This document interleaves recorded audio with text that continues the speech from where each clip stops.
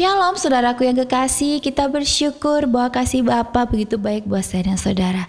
Seberapa banyak kita saat ini merasakan kebaikan Tuhan? Saya percaya kita semua merasakan kebaikan Tuhan. Bahkan sampai detik ini kebaikan Tuhan tidak akan habis-habisnya, sehingga kita terkagum oleh karyanya, kasihnya yang begitu besar buat saya dan saudara. Hari ini mari kita sama-sama merenungkan firman Tuhan, dan kita mau bawa firman Tuhan itu dalam hati, dan kita mau melakukannya, sebab firman itu akan hidup ketika kita bukan saja mendengar tetapi juga melakukannya. Mari kita baca bersama-sama di Yesaya 9 ayat yang kelima. Yesaya 9 ayat kelima, sebab seorang anak telah lahir untuk kita, seorang putra telah diberikan untuk kita, lambang pemerintahan ada di atas bahunya, dan namanya disebutkan orang penasehat ajaib, Allah yang perkasa, Bapa yang kekal, Raja damai. Amin saudara. Firman Tuhan yang sangat menguatkan, dan kemarin kita juga sudah memperingati di mana hari kelahiran Tuhan Yesus Kristus. Saudara pasti tahu bahwa Tuhan lahir ke dunia.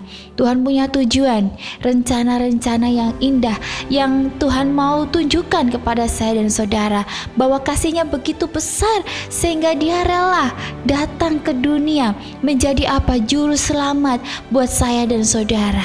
Apakah hari ini saudara merasa khawatir? Saudara merasa tidak sanggup? Saudara, ketika di tanggal 25 kita memperingati, saudara harus benar-benar merenungkan bahwa Tuhan mengasihi saudara. Apapun yang menjadi kekecewaan saudara, apapun yang menjadi kekhawatiran saudara, saudara ingat lagi bahwa Tuhan datang ke dunia menjadi juru selamat buat saya dan saudara. Hari ini kita belajar sama-sama.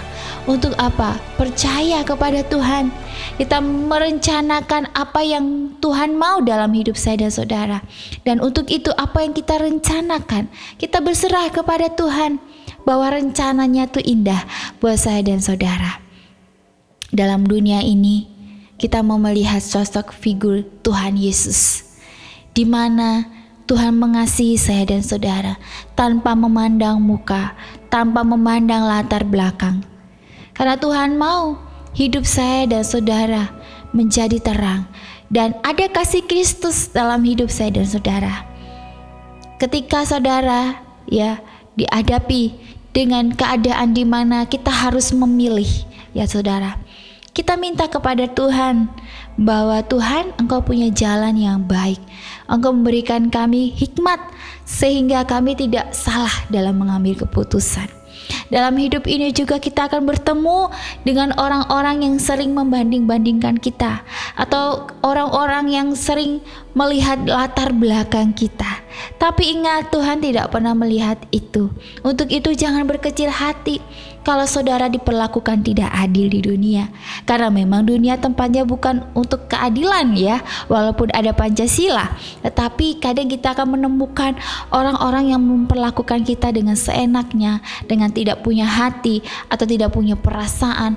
Tapi justru di situ Tuhan berikan mereka untuk kita dibentuk, di mana kita harus memiliki hati yang mengasihi. Karena mengasihi itu bukan mengasihi pada hal-hal yang baik, tetapi mengasihi pada hal-hal yang buruk, hal-hal yang membuat kita sakit.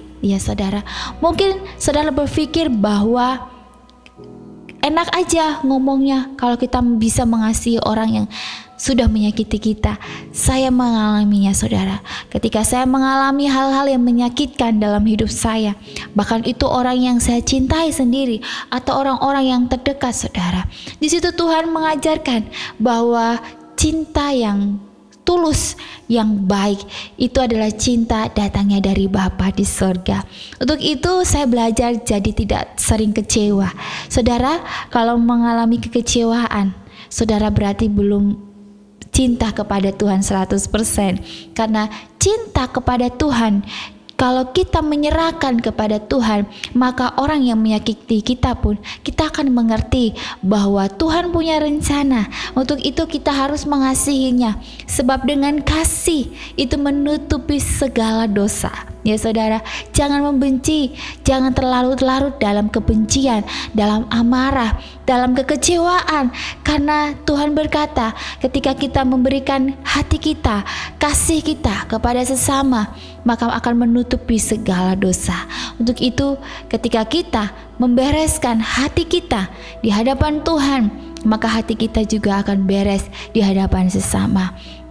Untuk itu saudara, belajar untuk bisa berjalan bersama Tuhan, berjalan beriringan dengan Tuhan. Karena Tuhan ini penasehat ajaib, Allah yang perkasa, Raja damai. Ketika kita memperingati hari kelahiran Tuhan Yesus, berarti kita merenungkan kembali bahwa Tuhan bukan karya yang biasa, tetapi karya yang luar biasa yang Dia berikan buat saya dan saudara. Untuk itu kita patut bersyukur, kita patut mengingat akan kebaikan Tuhan. Karena di dunia ini tidak ada yang lebih indah selain kita mengingat segala kebaikan-kebaikan Tuhan dalam kehidupan saya dan saudara. Mari belajar kita beriringan bersama Tuhan, jalan serta Yesus, jalan sertanya setiap hari, sebab itu yang Dia kehendaki dalam kehidupan saya dan saudara. Mari kita mau berdoa. Bapa, kami bersyukur bahwa Engkau Allah yang ajaib, Engkau Allah yang penuh kasih. Kami bersyukur kami boleh memaknai di penghujung tahun ini bahwa Engkau datang ke dunia dengan satu tujuan, yaitu menjadi juru selamat dalam hidup kami. Mungkin keluarga kami dalam ambang kehancuran, mungkin dalam karir kami dalam ambang kehancuran, mungkin bisnis kami dalam ambang kehancuran. Tetapi hari ini kami percaya bahwa Engkau Allah yang datang ke dunia menjadi juru selamat. Terlebih dari semua yang ada di dunia, Engkau ingin menyelamatkan kami, jiwa kami Tuhan, supaya kami datang dan kembali kepada jalan-Mu yang benar. Tuntun kami, sebab kami butuh Engkau dalam setiap perjalanan hidup kami. Pakai kami hikmat supaya kami menjadi terus seperti apa yang Engkau mau dalam hidup kami. Kami bersyukur Tuhan dan berterima kasih dalam nama Tuhan Yesus. Haleluya. Amin. Puji nama Tuhan. Shalom.